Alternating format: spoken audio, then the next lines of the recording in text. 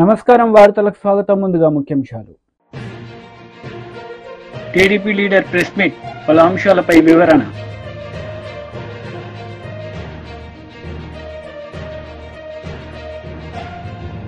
BJP leader press meet, పలు అంశాలపై వివరణ.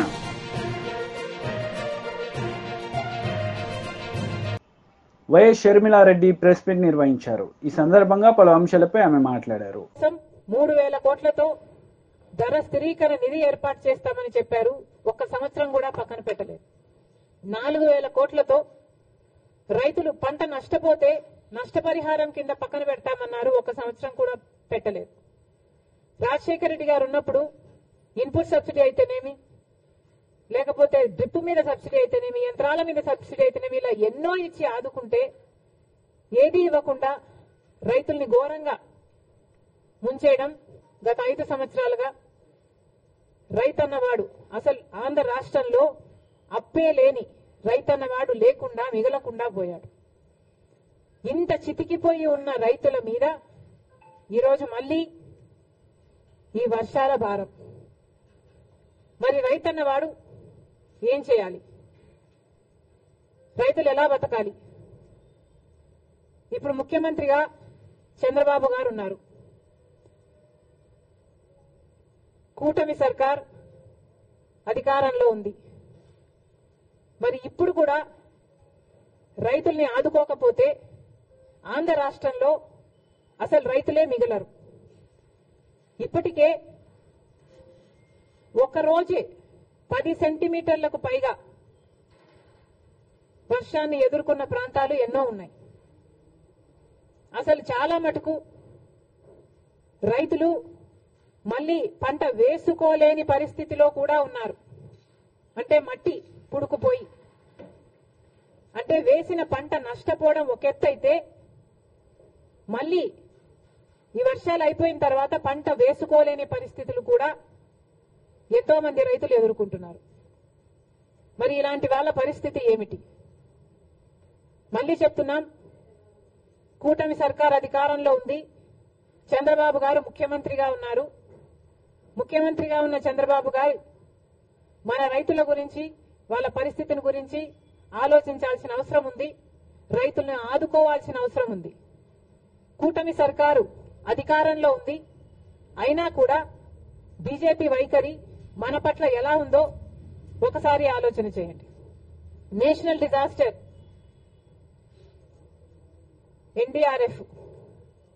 ఎన్డీఆర్ఎఫ్ బలగాలు మన రాష్ట్రాలకి ఎంతమంది వచ్చారు? ఎంతమందిని ఆదుకున్నారు? ఇదే వర్షాలు ఒకవేళ యూపీలోనో గుజరాత్లోనో పడితే అక్కడ ఎంతమంది బలగాలు ఉన్నారు? మన రాష్ట్రం అయితే ఎందుకు ఈ సవతి తల్లి ప్రేమ? ఇంకెన్నాళ్ళు? గత 10 సంవత్సరాలుగా బీజేపీ ప్రభుత్వం కేంద్రంలో అధికారంలో ఉండి కూడా మనకు ఒక్క మేలు కూడా చేయకపోగా ప్రతి విషయంలోనూ మోసం చేసుకుంటూనే వచ్చింది. మరి అలాంటి బీజేపీతో చంద్రబాబు గారు కూటమి కట్టారు. ఆ కూటమి ఇప్పుడు అధికారంలో ఉంది. మరి ఇప్పుడైనా మన రైతుల్ని ఆదుకోకపోతే మన రైతులు నిజంగానే చితికిపోతారు. దయచేసి చంద్రబాబు గారు దీన్ని ఒక మామూలు వర్షంగానో వర్షాకాలం వర్షంగానో చూడకుండా రాష్ట్ర విపత్తుగా దీన్ని పరిగణలోకి తీసుకొని ప్రతి రైతుకి ఏం కాంపెన్సేషన్ ఇస్తారు, ఎంతమంది రైతులు నష్టపోయారు, ఎన్ని ఎకరాలలో పంట నష్టం జరిగింది, ఎన్ని వేల కోట్ల ఆస్తి నష్టం జరిగింది, ఇవన్నీ వెంటనే లెక్కలు వేసి రైతులను ఆదుకోవాల్సిన అవసరం చంద్రబాబు గారికి ఉంది. మాజీ మంత్రి శ్రీనివాస్ గౌడ్ ప్రెస్ మీట్ నిర్వహించారు. ఈ సందర్భంగా పలు అంశాలపై ఆయన మాట్లాడారు. వారి కుటుంబ సభ్యులను కూడా పిలిపించి సత్కారం చేస్తున్నప్పుడు ఒక దాశరథి గారే కాదు, తెలంగాణలో ఎంతోమంది వైతాళికులను సన్మానం చేసి సత్కారం చేసి అవార్డులు ఇవ్వడం అనేది నిజంగా కేసీఆర్ గారే ముఖ్యమంత్రి కాకపోతే మాకు ఇవి జరిగేటివా? తెలంగాణ రాకపోతే మాకు ఈ సత్కారాలు ఉండేటివా? మరుగున పడి మమ్మల్ని ఇంత పెద్ద కవిత్వం ఉన్న ఎంతోమంది కవులను కూడా ఎక్కడ కూడా వెలుగులోకి తీసుకురాకుండా తెలంగాణలో కౌలే లేరన్నట్లు భావన జరిగేది.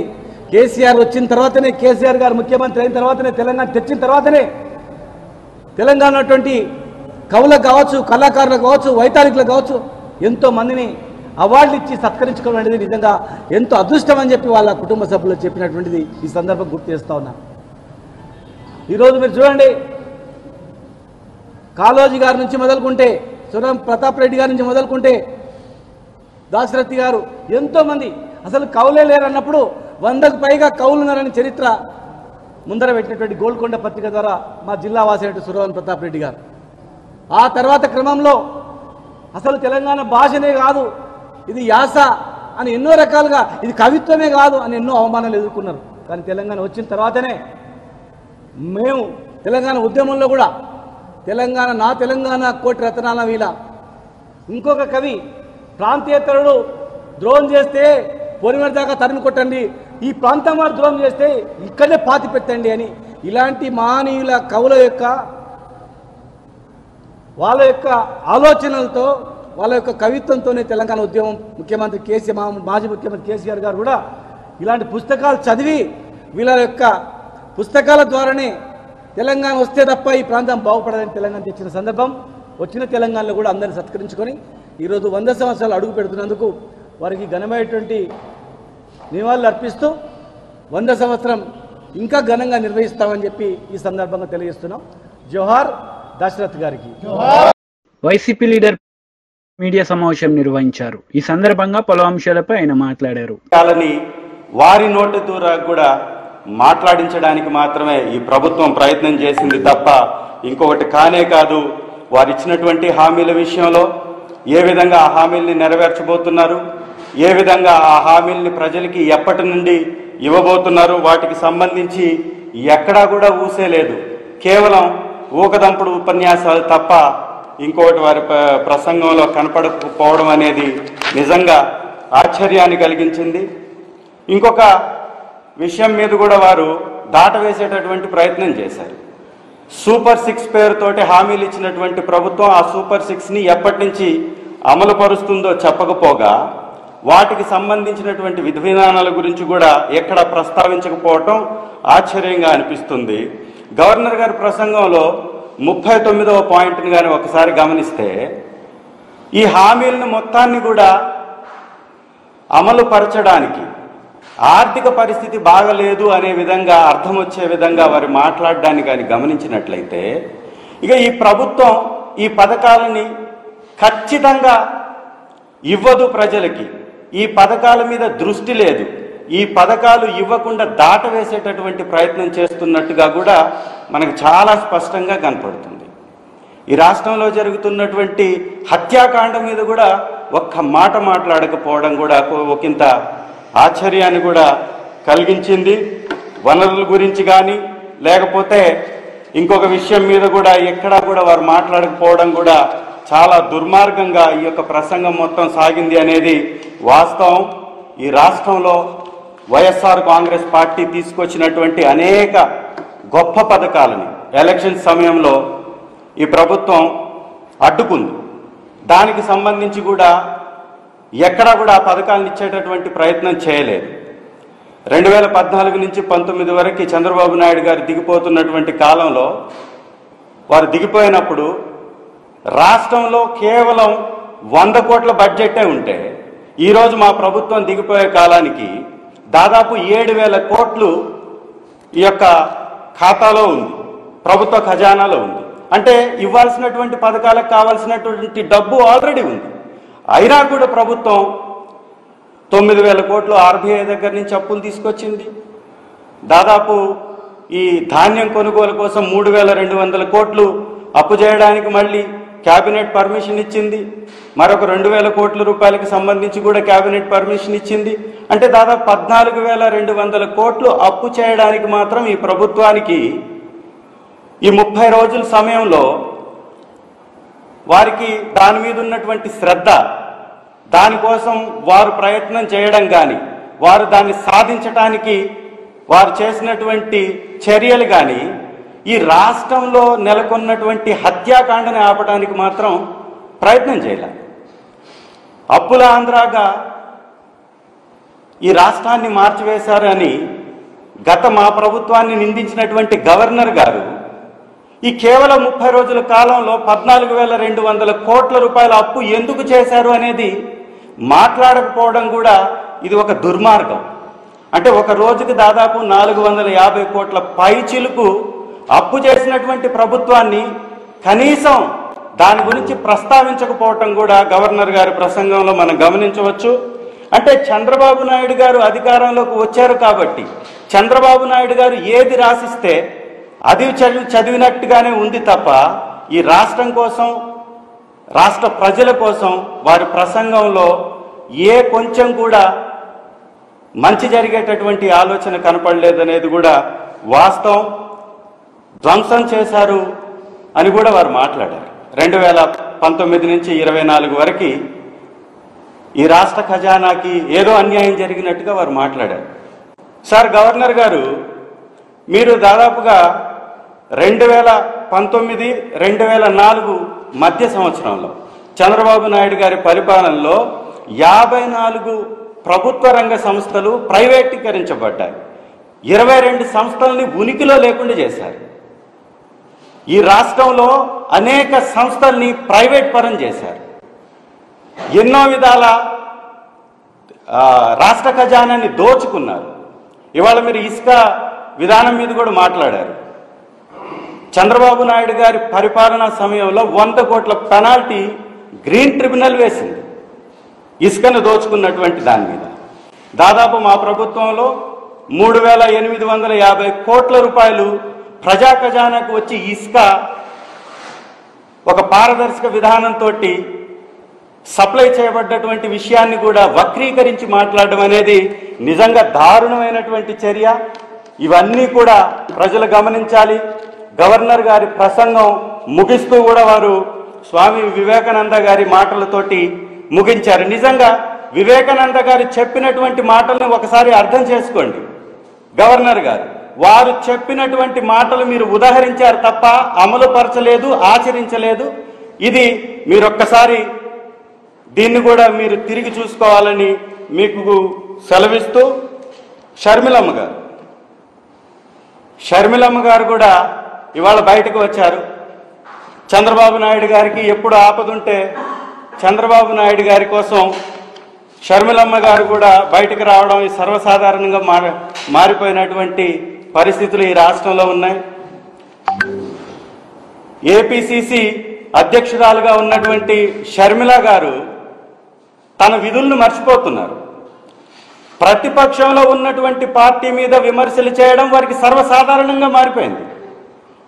ఇవాళ షర్మిలమ్మ గారు మాట్లాడుతున్నటువంటి మాటలను కానీ ఒక్కసారి గమనిస్తే దయ్యాలు వేదాలు వల్లించినట్టుగా వారి మాటలు ఉన్నాయి. ఎంత దిగజారిపోతున్నారంటే షర్మిలమ్మ గారు. బీజేపీ లీడర్ మీడియా సమావేశం నిర్వహించారు. ఈ సందర్భంగా పలు అంశాలపై ఆయన మాట్లాడారు. Given by Euro taxes, this Euro Exim Bank, Euro Exim, this Euro Exim Bank ఈ దేశానికి సంబంధం లేనటువంటి ఒక సెంట్ లూసియా అనే దేశంలో చిన్న దీవులో ఉన్నటువంటి బ్యాంకు, దాని వర్త్ 8 కోట్లు అయితే కొన్ని 100 కోట్లు 1000 కోట్లకు సంబంధించినటువంటి భారతదేశానికి సంబంధించినటువంటి బ్యాంక్ గ్యారంటీ ఏ రకంగా ఇస్తుంది? ఆయన ఆర్బీఐ గైడ్లైన్స్ చెప్తా ఉన్నాయి. ఒక బ్యాంక్ గ్యారంటీ ఇవ్వాలంటే నేషనలైజ్ బ్యాంక్ మాత్రమే ఇవ్వాలా, లేదా షెడ్యూల్డ్ బ్యాంక్ మాత్రమే ఇవ్వాలా? ఒక నేషనలైజ్ బ్యాంకు, ఒక షెడ్యూల్డ్ బ్యాంకు ఇచ్చేటువంటి బ్యాంక్ గ్యారంటీ మాత్రమే చెల్లుతుంది. అటువంటిప్పుడు ఇది నేషనలైజ్ బ్యాంకు, షెడ్యూల్డ్ బ్యాంక్కి సంబంధం లేకుండా ఒక ఫైనాన్స్ కంపెనీ, రిజిస్టర్ కాని ఫైనాన్స్ కంపెనీ, ఆర్బీఐ రికగ్నైజ్ చేయనటువంటి ఫైనాన్స్ కంపెనీ ఇచ్చేటువంటి 1000 కోట్ల రూపాయల బ్యాంక్ గ్యారంటీని ఏ రకంగా మీరు ఆథరైజ్ చేస్తా ఉన్నారు? మరి దీన్ని గౌరవ మంత్రి, రెవెన్యూ మంత్రి వర్యులు వారి కంపెనీకి సంబంధించినటువంటి రాఘవ కన్స్ట్రక్షన్ వాళ్ళు ఈ బ్యాంక్ గ్యారంటీని ఏ రకంగా ఉపయోగిస్తారు? గౌరవ పొంగురెడ్డి శ్రీనివాసరెడ్డి గారు వారి కంపెనీకి సంబంధించినటువంటి ఎన్నో అంశాలు నా దగ్గర ఉన్నాయి. నేను కేవలం ఈరోజు ఒక్కటే అంశం మాట్లాడుతూ ఉన్నాను. ఇక అలాంటి అంశాలు వారు ఏ రకంగా రేట్ ఎక్సలేషన్ చేసుకుంటున్నారు, ప్రైస్ ఎస్కలేషన్ చేసుకుంటా ఉన్నారు, రివైజ్ ఎస్టిమేట్స్ చేసుకుంటా ఉన్నారు, ఏ కంపెనీలు ఏ రకంగా తెచ్చుకున్నారు, ఏ కంపెనీలు ఏ రకంగా పనులు చేసుకుంటా ఉన్నారు, ఏ రకంగా వారి కంపెనీలో పెండింగ్లో ఉన్నటువంటి 100 కోట్ల రూపాయల బిల్లులు రాత్రే ఇప్పించుకుంటున్నారు. దాని గురించి ఇప్పుడు నేను మాట్లాడతలేను. పాపం ఒక సర్పంచ్ కావాల్సిన 5 లక్షలు 10 లక్షల రూపాయలు సర్పంచ్ కావాల్సిన బిల్లు పాస్ చేయాలంటే చేతులు రాని ఈ ప్రభుత్వానికి 100 కోట్ల రూపాయల పెండింగ్ బిల్స్ మాత్రము అరగంటలో క్లియర్ అయిపోయి వారి అకౌంట్లో పడతా ఉన్నాయి. అలాంటి కంపెనీకి సంబంధించినటువంటి పొంగులేటి శ్రీనివాసరెడ్డి గారి కంపెనీకి చెందినటువంటి కంపెనీ కూడా ఈరోజు ఈ యూరో ఎగ్జిమ్ బ్యాంక్ స్కామ్ లో కూడా వారు కూడా భాగస్వాములే. ఇంత పెద్ద ఈ రాష్ట్రంలోనే ఈ దేశంలోనే అతిపెద్ద కుంభకోణంలో ఒక కుంభకోణమైనటువంటి యూరో ఎగ్జిమ్ బ్యాంక్ లిమిటెడ్ లో భాగస్వాములై దాని బ్యాంక్ గ్యారెంటీలు వాడుకున్నటువంటి పొంగులేటి శ్రీనివాసరెడ్డి గారు ఈరోజు మంత్రిగా ఉండే అర్హత మీకు ఉన్నదా? ఈరోజు మీరు మంత్రిగా ఈ కేబినెట్ లో నిలబడే అర్హత ఉన్నదా? మీరు కాంగ్రెస్ పార్టీకి సంబంధించినటువంటి దేశ రాజకీయాల కోసమో ఎన్నికల కోసమో 100 కోట్ల రూపాయలు మీరు ఇచ్చి ఉండొచ్చు, లేక ఎన్నికలకు సంబంధించినటువంటి ఫండ్ను మీరు పోలరైజ్ చేసి ఉండవచ్చు, పూల్ చేసి ఉండవచ్చు. దానికోసం ఈరోజు మంత్రి పదవికి కాంగ్రెస్ పార్టీ ఇచ్చి ఉండొచ్చు. కానీ ప్రజాస్వామ్యంలో ఈరోజు ఇలాంటి స్కాములు బయటపడ్డ రోజు నీవు దాంట్లో ముద్ద అయినప్పుడు దాంట్లో నువ్వు నిలబడి ఈరోజు మంత్రిగా కొనసాగే నైతిక అర్హత నీకు ఉన్నదా? మంత్రిగా కొనసాగేటువంటి అర్హత గౌరవ మంత్రి శ్రీనివాసరెడ్డి గారికి ఉన్నదా అని అడుగుతున్నా. మీ కంపెనీ నేను ఇక్కడే మాట్లాడుతూ ఉన్నాను, ఇంకా చాలా ఉన్నాయి, డెఫినెట్గా అవన్నీ మాట్లాడతాను. మీరు చేసేటువంటి మోడస్ ఆపరెండి ఏందో, ఏ రకంగా మీరు వర్కులు తెచ్చుకొని ఏ రకంగా వాటిని మీరు డిపిఆర్ తయారు చేసుకొని ఎగ్జలరేట్ చేసుకుంటా ఉన్నారు, ఏ రకంగా 100 కోట్ల రూపాయలు ఈరోజు మిగిలిన చిన్న చితక సర్పంచుల బిల్లులు ఆపి 100 కోట్ల రూపాయలు మీరు ఏ రకంగా రాత్రికి రాత్రి బిల్లులు చేసుకుంటా ఉన్నారు, వాటి గురించి తర్వాత మాట్లాడదాం. కానీ ఈరోజు ఏ ఆర్బీఐ గైడ్లైన్స్ కి వ్యతిరేకంగా మీ కంపెనీ ఈరోజు ఒక ఫ్రాడ్యులెంట్ ఫేక్ బ్యాంక్ గ్యారంటీ ద్వారా రాష్ట్ర కేంద్ర ప్రభుత్వాలను మీరు మోసం చేసి ఈరోజు కేంద్ర రాష్ట్ర కేబినెట్ లో మీరు కొనసాగే నైతిక అర్హత మీకు ఉన్నదా అని చెప్పి మాత్రమే అడుగుతున్నా. ఈరోజు ఈ బ్యాంక్ సంగతి నేను చాలా మీకు ఇంకో 2 అంశాలు మీకు చెప్తాను. ఈ యూరో ఎగ్జిమ్ బ్యాంక్ ఎక్కడ కూడా లిస్ట్ ఆఫ్ బ్యాంక్స్, ఈ రాష్ట్రంలో లిస్ట్ ఆఫ్ బ్యాంక్స్ లో ఈ బ్యాంక్ పేరు ఉండదు. ఆర్బీఐ అప్రూవ్డ్ బ్యాంక్స్ లో ఉండదు. ఆర్బీఐ రికగ్నైజ్ చేసిన బ్యాంక్ లో షెడ్యూల్ బ్యాంక్ లిస్ట్ లో ఉండదు. పబ్లిక్ డొమైన్ లో అవైలబుల్ ఉన్నటువంటి యూరో ఎగ్జిమ్ బ్యాంక్ కి సంబంధించినటువంటి అంశాలు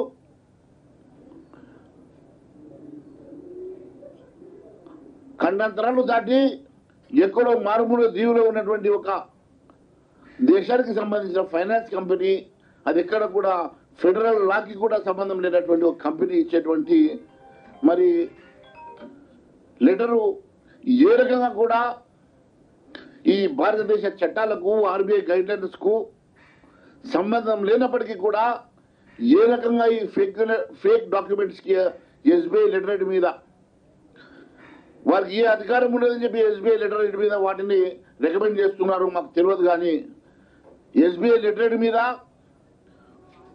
యాజ్ ఇఫ్ ఎస్బీఐ గ్యారంటీ ఇచ్చినట్టుగా ప్రొజెక్ట్ చేసి ఒక ఫేక్ డాక్యుమెంట్లతోటి మీరు ఈరోజు వేల కోట్ల రూపాయలు. టీడీపీ లీడర్ మీడియా సమావేశం నిర్వహించారు. ఈ సందర్భంగా పలు అంశాలపై ఆమె మాట్లాడారు. కార్యకర్తల కష్టకాలు తెలుసుకుంటారు. మేము కూడా ఒక్కొక్క శాఖ ప్రతినిధులను వచ్చి ఇక్కడ ఆ జిల్లాల నుంచి వచ్చినటువంటి ఎవరైతే ఉంటారో బాధితులు వాళ్ళ దగ్గర నుంచి అర్జీలు తీసుకొని ఏ డిపార్ట్మెంట్కి అవి పంపించాలో పంపిస్తూ, లేదా ఇక్కడే మనం పార్టీ ఆఫీసులోనే కూర్చొని మాట్లాడవలసిన ఉంటే ఇక్కడ కూడా చూసి ఈ విధంగా కార్యకర్తలకి అండగా నిలబడ్డాలని ఈరోజు ఈ కార్యక్రమాలు ఏర్పాటు చేయడం జరుగుతుంది. ముఖ్యంగా గౌరవ చంద్రబాబు నాయుడు గారు ముఖ్యమంత్రిగా అయిన తర్వాత పార్టీ కార్యాలయంకి వస్తున్నారు. వచ్చి ఇంత బిజీ టైంలో కూడా పార్టీ ఆఫీస్కి వచ్చి పార్టీ ఆఫీసులో కార్యకర్తలు పలకరిస్తున్నారు అంటే ఆయన ఉన్నటువంటి ముందు చూపుకి, ఆయనకు ఉన్నటువంటి కార్యదక్షతకి నిజంగా మనం ఎన్ని జన్మలెత్తినా ఆయన రుణం తీర్చుకోవాలి. నిజంగా మనం అందరం కూడా కార్యకర్తలు అందరం ఈరోజు కార్యకర్తగా మనం అందరం కూడా ఈరోజు ఒక ఎమ్మెల్యే అయినా, ఎంపీ అయినా, మంత్రి అయినా, ఎవరైనా మనందరం కార్యకర్తలమే.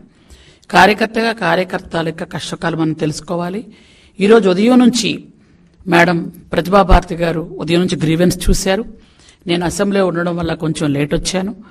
గ్రీవెన్స్లో చూసినవన్నీ కూడా గత 5 సంవత్సరాలు పడిన బాధలు. మా రేషన్ కార్డు తీశారు, మా ఉద్యోగం తీసేశారు, నాకు ఉద్యోగం సస్పెండ్ చేశారు, లేదా మాకు ఇల్లు ఇవ్వలేదు, మా పొలం లాక్కున్నారు, ఇలా మమ్మల్ని కొట్టారు, లేదా మా బంధువుల్లో చంపారు. ఇవి తప్ప ఇంకోటి మనం వినలేకపోతున్నాం. అంత దారుణమైనటువంటి సంఘటనలు గత 5 సంవత్సరాలు జరిగాయి. గత 5 సంవత్సరాలు ప్రజాస్వామ్యాన్ని పూర్తిగా కూనీ చేసి అంబేద్కర్ గారి రాజ్యాంగాన్ని తొంగలో తొక్కి రాజారెడ్డి రాజ్యాంగాన్ని అమలు చేసుకుంటూ వెళ్ళినటువంటి నాయకులు ఈరోజు సిగ్గు లేకుండా ప్రజాస్వామ్యం బాగలేదని, ప్రజాస్వామ్యం ఇబ్బంది పడుతుందని మాట్లాడడం, గవర్నర్ దగ్గరికి వెళ్ళి లెటర్లు ఇవ్వడం, రాష్ట్రపతి పరిపాలన పెట్టాలనడం చూసుకుంటే నవ్వు రావట్లే మీకు అందరికీ? నాకైతే ఎంత హాస్యాస్పదంగా ఉందంటే దెయ్యాలొచ్చి వేదాలు చెప్తున్నట్టుంది. గులివెంద గింజ కింద నలుపు. వార్తలు ముగించే ముందు ముఖ్యాంశాలు మరోసారి. టీడీపీ లీడర్ ప్రెస్ మీట్, పలు అంశాలపై వివరణ.